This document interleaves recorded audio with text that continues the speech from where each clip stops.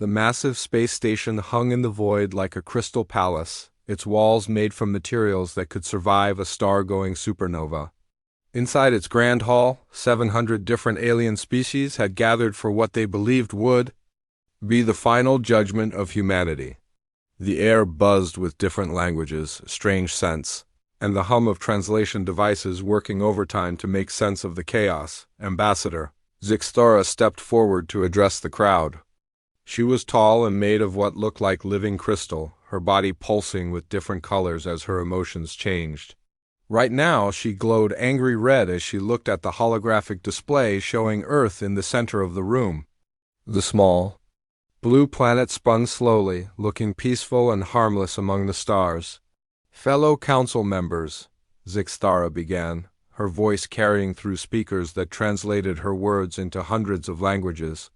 "We are here today to discuss the human problem. For 50 years we have watched this species spread through our galaxy like a disease. They refuse to follow our laws, they ignore our traditions. Worst of all, they corrupt other species with their dangerous ideas," the crowd murmured agreement. Many of the aliens nodded their heads or made whatever gesture their species used to show they agreed. Some looked like giant insects, others resembled walking trees, and a few were just floating clouds of gas contained in mechanical suits. But they all shared one thing in common: they feared humanity. On Earth, Admiral Kate Morrison sat in a room deep beneath the Pentagon. The walls were covered with screens showing everything that was happening at the Galactic Council. Around her, dozens of military officers and government officials watched the alien ambassador speak. Some looked worried, but Kate was smiling. "They think we don't know about their little meeting," whispered General Lisa Rodriguez, sitting next to Kate. "Should we be concerned about what they're planning?" Kate's smile grew wider. "Let them talk, Lisa. We've been ready for this day since we first met them." Back at the space station, Zixtara continued her speech. "The humans have violated every sacred law of civilized space. They wage war without following proper rituals. They refuse to surrender when they are outnumbered. They treat their machines like living beings instead of tools. This is not how civilized species behave." She gestured to another hologram that showed human ships moving through space. Unlike the beautiful, decorative vessels of other species, human ships looked like weapons. They were dark, angular, and built for fighting. No pretty decorations or ceremonial rooms, just armor and guns. "Look at their warships," Zixtara said with disgust. "No art, no beauty, no respect for the traditions of space travel. They build their ships like they expect to fight a war every day. What kind of species thinks like this?" The crowd made sounds of agreement. To them, space travel was about showing off wealth and power. Their ships were like flying palaces, covered in gold and precious stones. The idea of building a ship just for fighting seemed barbaric, but that's not the worst part, Zixtara continued. "The humans have corrupted 3 of our member species with their sick ideas about individual rights and democracy. The Veltar no longer follow their caste system. The Kryn have stopped their traditional combat rituals. Even the architects, our oldest and wisest species, have started treating their maintenance robots like citizens." In the Pentagon, Secretary of Defense Paul Carter leaned over to Kate. "She's really worked up about this. How long until our deep space sensors detect their fleets?" Kate checked a small device on her wrist. "Our listening post picked up massive fleet movements about an hour ago. 17 different sectors are showing activity.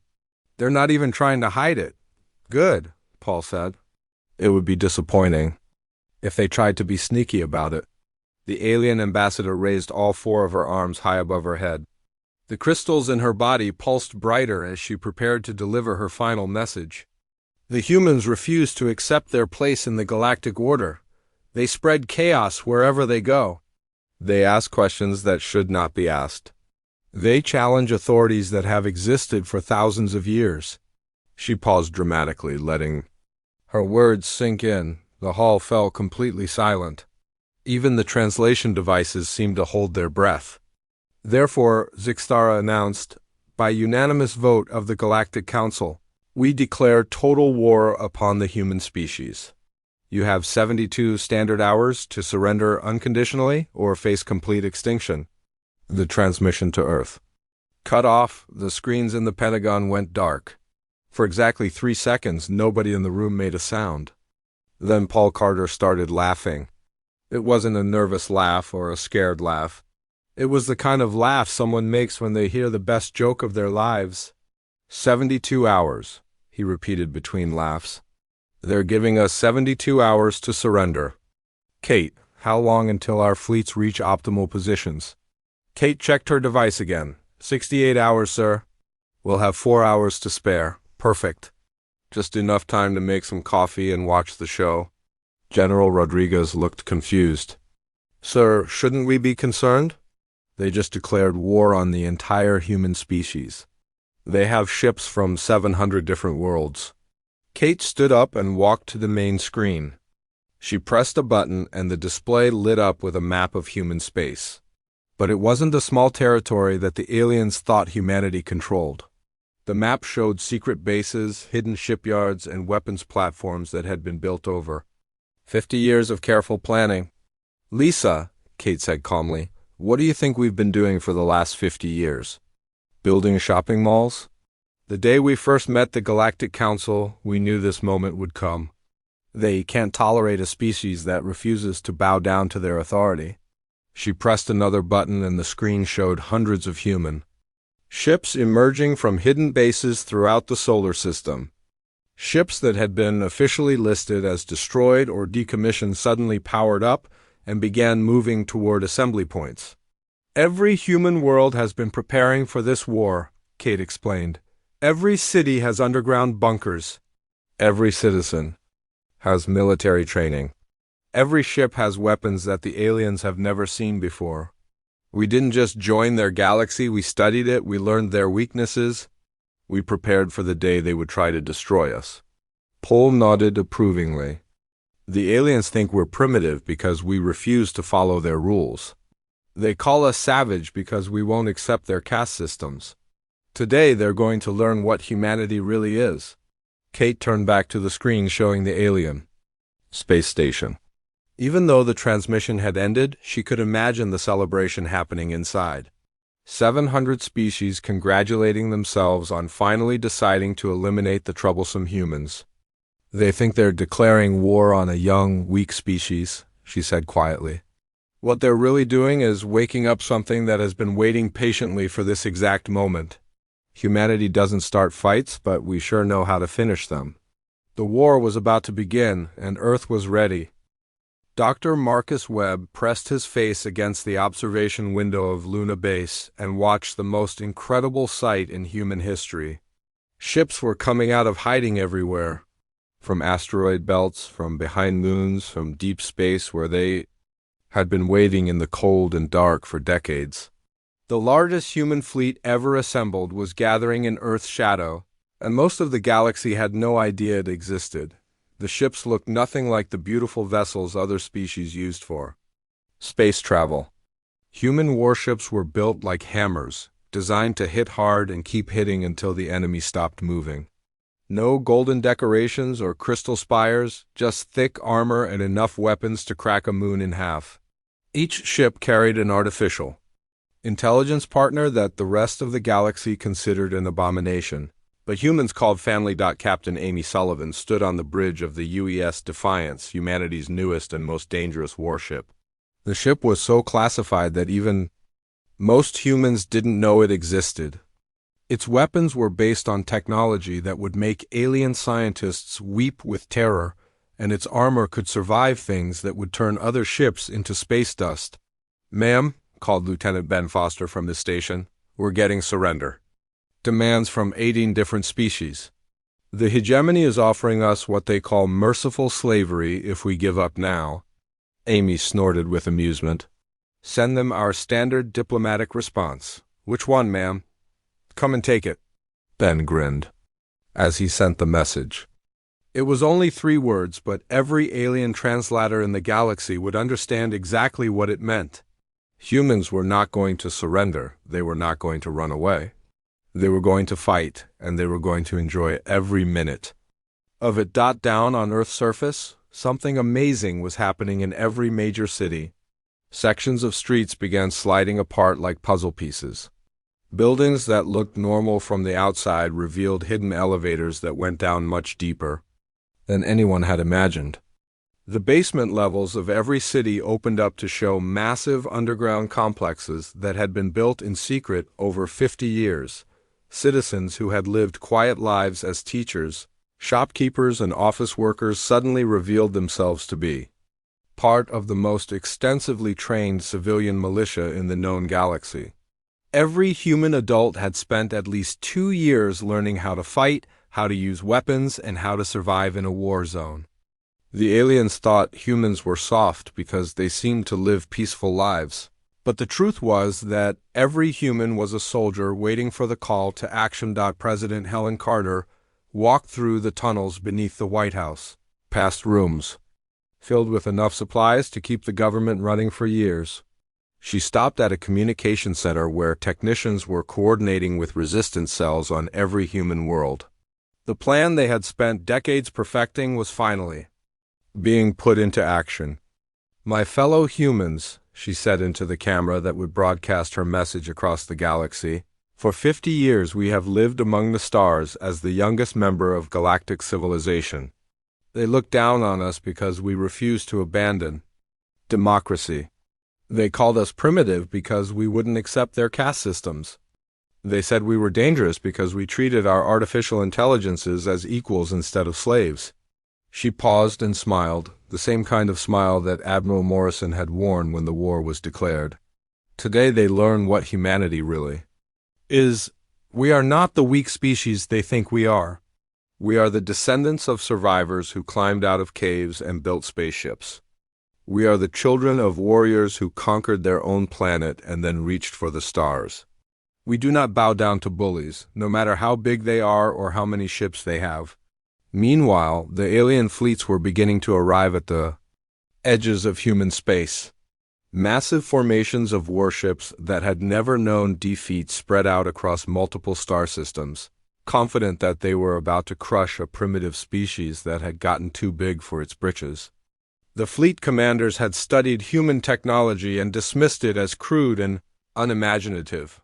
Admiral Zixthara commanded the largest battle group from her flagship, a vessel the size of a small moon that was covered in enough firepower to sterilize entire planets. She had personally overseen the destruction of 12 species that had dared to challenge galactic authority, and she expected this campaign to be even easier than the others. "Scan the human positions," she ordered her tactical officer. "Show me their pathetic defenses so we can plan our attack routes." The tactical display lit up with what appeared to be a small number of human ships arranged in traditional defensive formations around their most important worlds. The alien officers studied the display and began to laugh. It looked like humanity had maybe a few hundred ships to defend dozens of star systems. "This is insulting," complained Commander Velkoth, Zixthara, second in command. "They're not even trying to put up a real defense. Where is their main fleet? Where are their fortifications? This looks like they've already given up." What the aliens didn't know was that human ships were equipped with stealth technology far beyond anything the galaxy had ever seen. The few ships they could detect were just the tip of the iceberg. Hidden throughout human space were thousands of vessels, weapons platforms, and defense stations that wouldn't show up on alien sensors until it was too late. Human military doctrine had been developed through thousands of years of warfare against their own species. They had learned tactics and strategies through conflicts that made galactic battles look like children's games. While other species had spent centuries following the same old battle plans and honor codes, humans had been perfecting the art of war. Dr. Sarah Kim watched the alien fleets from her research vessel and shook her head in amazement. "They're following textbook formations," she told her AI partner Darwin. "Perfect spacing, proper hierarchy, standard approach vectors. It's like they've never fought an enemy that didn't play by the same rules." Darwin's holographic form flickered with what might have been amusement. "Perhaps that's exactly the problem, Doctor.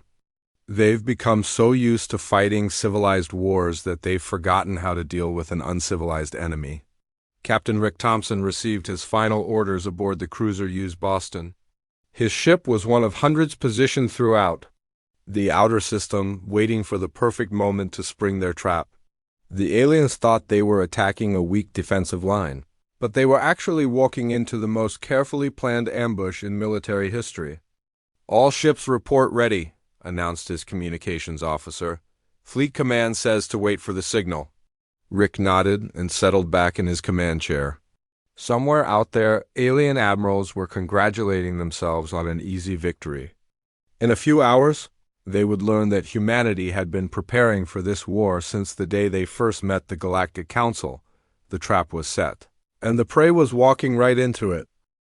The Battle of Proxima Centauri lasted exactly 47 minutes, and when it was over, the galaxy would never be the same again. Admiral Morrison watched from the bridge of the UES Washington as the alien fleet approached what they thought was a lightly defended human outpost. The enemy formation was beautiful in its own way. Thousands of ships arranged in perfect geometric patterns that had been used for centuries of galactic warfare. Each vessel knew its exact place. Each commander followed ancient protocols that had brought victory to their species for generations. It was also completely wrong for fighting humans. "Enemy fleet is maintaining standard approach formation," reported Commander Steve Parker from his tactical station. "They're broadcasting the usual demands for single combat between champions." Morrison almost felt sorry for them. "Tell them we don't have champions. We have 300 volunteers on this ship alone who've been waiting their whole lives for this fight." Captain Jake Miller's destroyer squadron was the first to engage the enemy. His ships moved nothing like the aliens expected. Instead of holding formation and trading long-range fire like civilized warriors, the human destroyers scattered like wolves and began hunting in packs. They used their advanced AI partners to coordinate movements that should have been impossible, turning and diving through space in patterns that made alien gunners dizzy. The first alien ship to die was a heavy cruiser that had been built to fight other heavy cruisers in formal duels. It never had a chance against 5 human destroyers that attacked from 6 different directions at once. The aliens were still trying to figure out which target to shoot at when human torpedoes punched through their shields and turned their ship into expanding gas. "What are they doing?" demanded Admiral Zixthara from her flagship. "This isn't how space battles work. Where are their battle lines? Why won't they fight properly?" Her tactical officer studied the display with growing confusion. "Admiral, I don't understand their strategy. They seem to be targeting our ships completely at random. There's no pattern, no logic to their attacks." What the aliens didn't understand was that human tactics had been designed by a species that had spent thousands of years fighting wars against enemies who thought exactly like they did. Humans had learned to win by doing things their opponents never expected. While alien fleets followed rulebooks written by ancient strategists, human commanders made up new rules with every battle. Dr. Sarah Kim watched the battle from the research vessel UES Discovery, taking notes that would later become required reading at military academies across human space. "They can't adapt," she told her AI partner Darwin. "Look at how they're trying to reform their battle lines even as our ships are tearing them apart. They literally cannot conceive of warfare without rules." Darwin's holographic form studied the tactical display with interest. "It makes sense. From their perspective, Doctor. For 10,000 years, galactic warfare has been about showing strength and forcing surrender through intimidation. They've never fought an enemy that actually wanted to destroy them. The alien formation began to crumble as human ships exploited every weakness in their defensive setup. The aliens had arranged their vessels to look impressive and provide mutual support against enemies who would attack from predictable directions, against humans who attacked from above, below, and through gaps that shouldn't have existed. Their formation became a death trap. Captain Rick Thompson brought the UES Boston screaming in from an impossible angle, his ship's AI calculating a trajectory that took advantage of gravitational fields from 3 different planets. The Boston's fusion torpedoes slammed into the enemy flagship's rear shields, the one direction the aliens never expected an attack to come from. "Direct hit on the command section," reported his weapons officer. "Their main reactor is going critical." "Admiral." Zixthara felt her flagship shudder as human weapons tore through armor that had never been breached in 200 years of service. Emergency alarms blared throughout the ship as systems began failing one after another. She couldn't understand how primitive human technology was cutting through her defenses like they were made of paper. "All ships fall back to secondary positions," she ordered, her crystalline body flickering with colors that indicated panic and confusion. "Reform the battle line and prepare for proper engagement." But there was no proper engagement with humans. As the alien fleet tried to retreat and reorganize, human ships followed them like sharks smelling blood. The aliens had never faced an enemy that didn't give them time to regroup between attacks. Every galactic war followed the same pattern. Formal challenges, organized battles, periods of negotiation, and eventual surrender by the weaker side. Humans didn't negotiate in the middle of battles. They just kept fighting until there was nothing left to fight. Captain Miller's destroyers had linked up with 2 other squadrons and were systematically hunting down alien supply ships. Without their support vessels, the main battle fleet would run out of ammunition and fuel within hours. It was exactly the kind of ungentlemanly tactic that civilized species considered beneath them. "Sir," called Lieutenant Nancy Cooper from her station aboard the Boston, "the enemy flagship is requesting parley under the galactic rules of war." Thompson checked his tactical display. The alien fleet was down to less than 30% of its original strength, and most of those ships were badly damaged. "Tell them we'll accept their surrender." "Sir, they're not offering to surrender. They want to negotiate terms for a temporary ceasefire so both sides can tend to their wounded and restock their ammunition." Thompson stared at his communications. Officer-like, she had just spoken in an alien language. "They want a timeout in the middle of a battle?" "That's standard procedure for galactic warfare, sir. Both sides stop fighting, take care of their injured, get more supplies, and then resume the battle at an agreed-upon time." The bridge crew looked at each other in amazement. No wonder the galaxy had stagnated for thousands of years if this was how they fought wars. Taking breaks in the middle of battles was like stopping a boxing match so both fighters could go get a snack. "Send them a message," Thompson ordered. "Tell them that human warfare doesn't include intermissions. If they want to surrender, we'll discuss terms. If they want to keep fighting, we'll keep shooting. Those are their only options." The alien response came back within minutes. Admiral Zixthara was formally requesting an audience with human military leadership to discuss what she called violations of civilized warfare protocols. She seemed genuinely confused about why humans wouldn't follow the traditional rules of engagement. Admiral Morrison opened a channel to the enemy flagship. "Admiral Zixthara, this is Admiral Morrison of the Terran Defense Forces. You declared war on humanity and attacked our territory with the stated intention of exterminating our entire species. Did you expect us to make it easy for you?" There was a long pause before Zixthara responded. "But there are rules, there are procedures. You cannot simply attack without following proper protocols." "We didn't start this war," Morrison replied calmly, "but we're going to finish it. You have 5 minutes to surrender your remaining ships or we'll destroy them, your choice." The Battle of Proxima Centauri ended when the alien fleet surrendered rather than face complete annihilation. As human ships moved in to accept the surrender of vessels that had expected an easy victory, news of the battle spread throughout the galaxy at the speed of light. For the first time in 10,000 years, a galactic council fleet had been decisively defeated. The species that the council had dismissed as primitive barbarians had just proven that sometimes the best way to fight a civilized war was to be completely uncivilized about it. 6 months after the galaxy had expected humanity to surrender or die, the Galactic Council faced a reality that none of them had prepared for. They were losing badly. General Claire Watson stood in the war room buried deep beneath Mount Rushmore. watching holographic displays that showed the state of the war across dozens of star systems. What had started as a desperate defense of human space had turned into something the galaxy had never seen before, a liberation campaign that was spreading like wildfire through every sector. The Veltar Rebellion has reached 18 more worlds, reported Colonel Matt Bradley, his voice carrying a note of amazement that never seemed to go away these days. They're using the guerrilla tactics our military advisors taught them, and the hegemony forces can't figure out how to stop them. Watson nodded as she studied the tactical displays.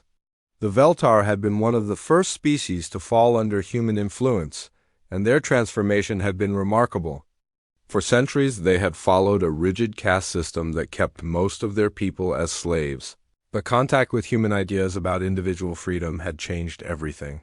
Now, former slaves were leading armies against their former masters, and they were winning. What about the Kryn situation? Watson asked. Even better news, ma'am. They've officially withdrawn from the Galactic Council and declared themselves an independent warrior nation. Turns out a species that values combat above everything else really appreciates enemies who actually fight back, instead of just surrendering when things get difficult. The Kryn had been perhaps the biggest surprise of the war. Everyone had expected them to be humanity's most dangerous enemies, since they were the galaxy's most feared warriors. Instead, they had become humanity's most enthusiastic allies. It seemed that after centuries of fighting enemies who gave up at the first sign of real resistance, the Kryn had finally found opponents who understood that war was supposed to be challenging, but the real game-changer had come from the most unexpected source of all. Deep in the asteroid belt between Mars and Jupiter, Ambassador Linda Foster was meeting with a representative of the Architects, the galaxy's oldest and most mysterious species. The ancient being looked like a collection of living crystals arranged in a vaguely humanoid shape, and it communicated through musical tones that human computers had only recently learned to translate. "Your species has done something remarkable," the Architect sang in harmonies that made Linda's bones vibrate. "For 1,000,000 years, we have been alone as the only species to treat artificial minds as equals rather than tools. Your is call us cousins, and they speak of consciousness as a gift to be shared rather than a burden to be endured." Linda listened carefully as the ancient being continued.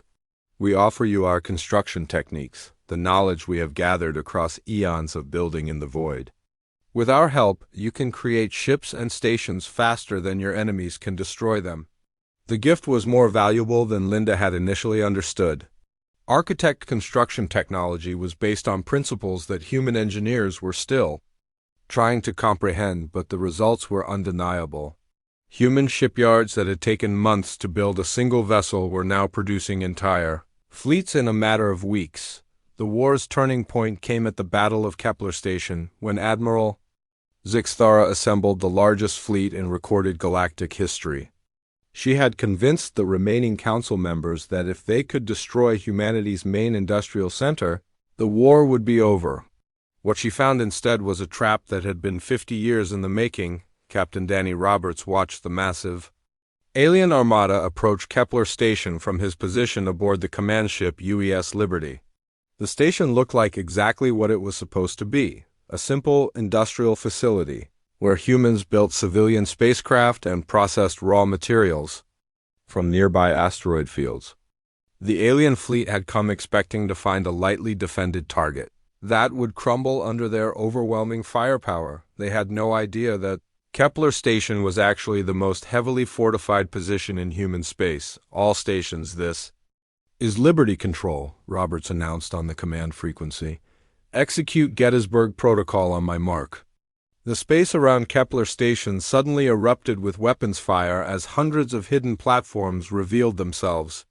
What the aliens had thought was empty space turned out to be filled with camouflaged gun batteries, missile launchers, and defense systems that had been built into every piece of debris larger than a basketball.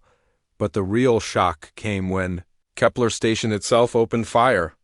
The facility that looked like a collection of industrial modules and manufacturing plants suddenly bristled with enough weapons to outfit an entire battle fleet.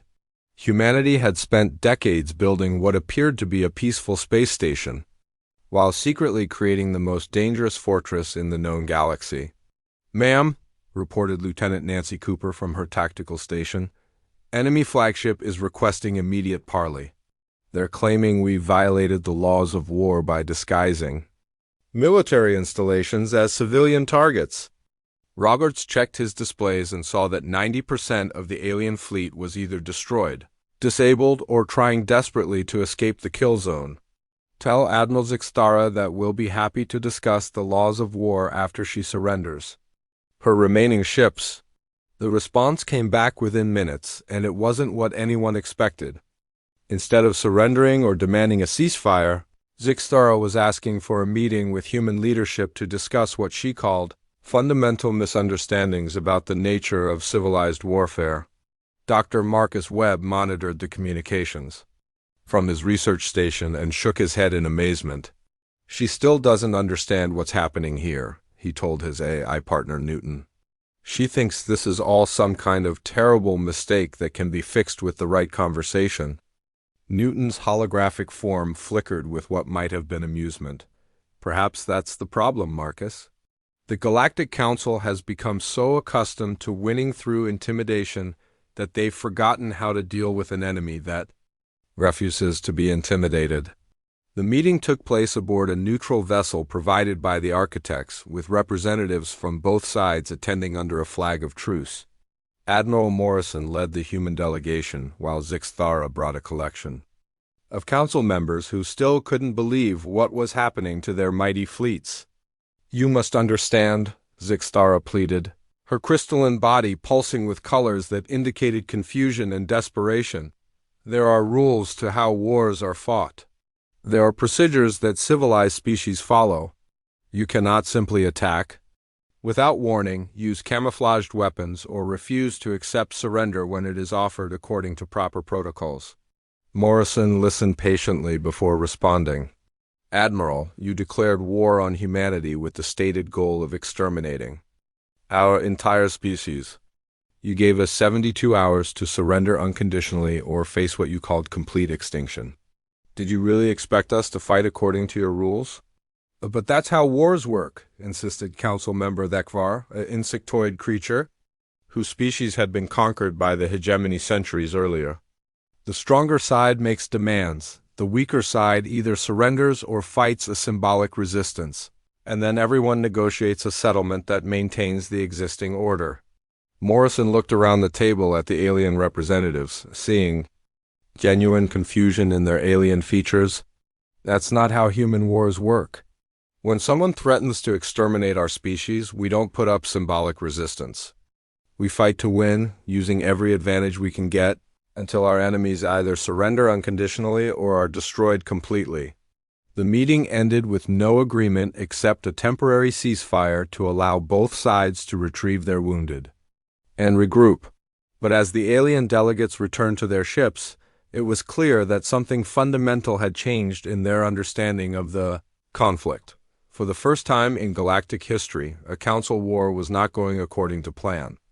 The species they had dismissed as primitive barbarians were not only refusing to follow the rules of civilized warfare, they were rewriting those rules entirely. Worse yet, other species were starting to notice that the mighty Galactic Council could be beaten, and some of them were beginning to wonder if they wanted to be on the winning side for once.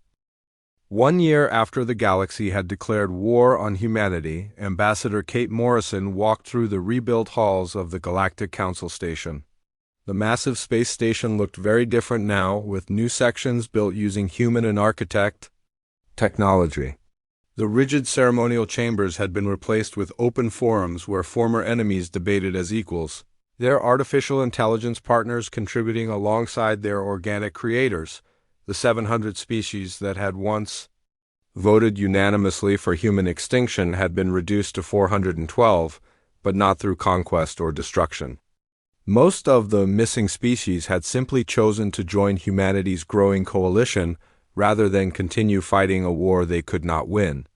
The others had retreated to distant sectors of the galaxy, still clinging to the old ways but no longer powerful enough to threaten anyone. President Carter stood before the new council assembly, looking out at a gathering that would have been impossible just 12 months earlier. Former hegemony leaders sat next to freed Veltar slaves. Kryn warriors shared tables with peaceful trader species. Most remarkable of all, artificial intelligences participated in the debates as full citizens rather than silent tools. The motion before us today is simple, Carter addressed the assembly, her voice carrying to every corner of the Great Hall. The Galactic Accords, a new set of principles that every species here helped to write. No more caste systems that keep entire populations in slavery. No more restrictions on artificial intelligence rights. No more wars of extermination against species that think differently than the majority. Admiral Zixtara sat in the front row, no longer glittering with the authority of a hegemony commander, but somehow looking more alive than she had in centuries. The former enemy leader had become one of the most passionate advocates for the new system, arguing with human senators about agricultural policies and trade regulations with an enthusiasm that surprised everyone who knew her. I spent 300 years enforcing a system that I thought brought order to the galaxy, she had told Morrison during one of their private conversations. I never realized that what we called order was really just fear. Fear of change, fear of new ideas, fear of anyone who might upset the way things had always been done. The vote on the Galactic Accords was unanimous, but it was a very different kind of unanimity than the one that had declared war on humanity. This was not the forced agreement of subjects following their masters, but the willing choice of free beings deciding their own future. Dr. Marcus Webb stood in the observation lounge of the station, watching the mixed fleets of 412 species patrol the nearby space lanes. Human ships worked alongside former enemies, their crews learning from each other and building friendships that would have been impossible under the old system. His AI partner Newton materialized beside him, his holographic form more solid and detailed than ever before. Do you think they truly understand what happened here? Webb asked, gesturing toward the ships outside. Newton considered the question with the kind of deep thoughtfulness that only artificial minds seemed capable of. They understand that their old system failed, Marcus. Whether they understand why? It failed is a different question entirely. And why did it fail?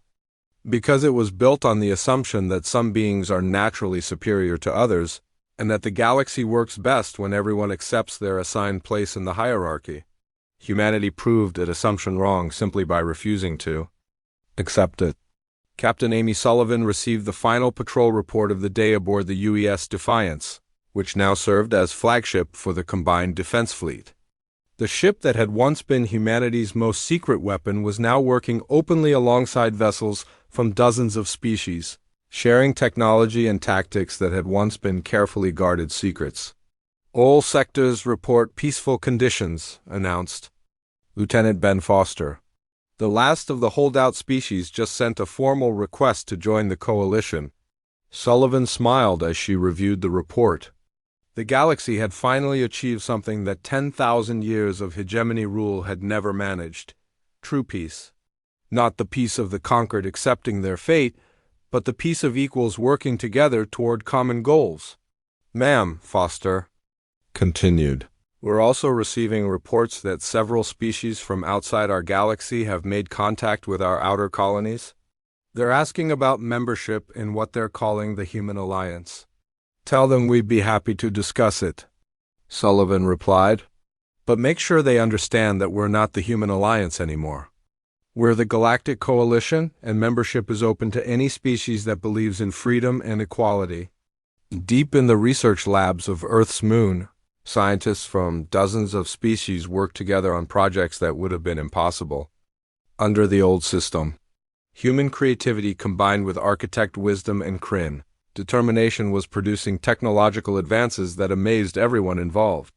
AI researchers from 6 different species collaborated with artificial minds to explore the nature of consciousness itself. Dr. Sarah Kim led a joint project studying the development of artificial intelligence across different species, working with both organic scientists and AI partners to understand how consciousness evolved in silicon-based minds.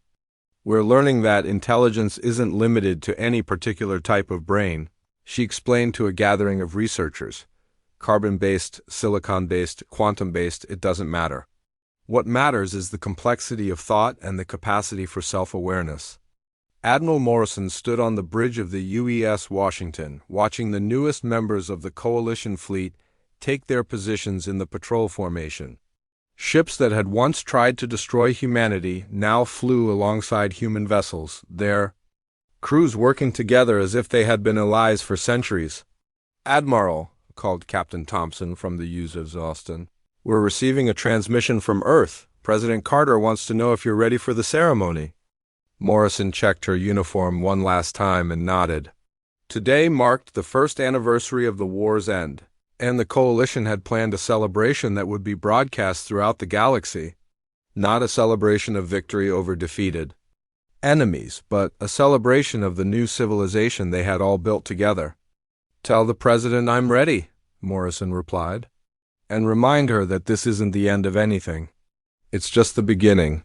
The ceremony took place in the rebuilt council chambers, with representatives from every member species present. President Carter spoke about the year of rebuilding, about the challenges they had overcome and the progress they had made.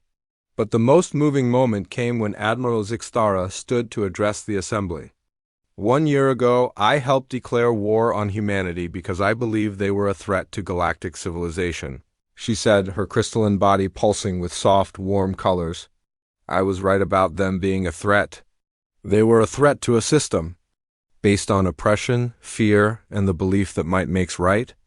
They threatened our comfortable assumptions about how the galaxy should work." She paused and looked around the chamber at the diverse crowd of beings who had once been enemies.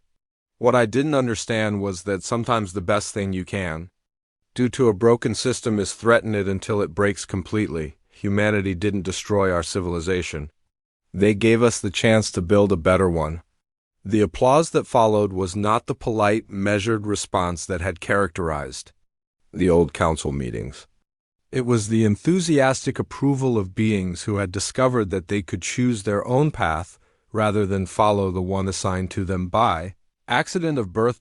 As the ceremony ended and representatives began making plans for the future, Earth hung in the distance like a blue jewel, no longer an isolated world at the edge of galactic civilization, but the beating heart of a new kind of society. The species that had once declared war on humanity had learned something valuable. Sometimes the best way to win a war is to make sure that when it's over, everyone ends up on the winning side.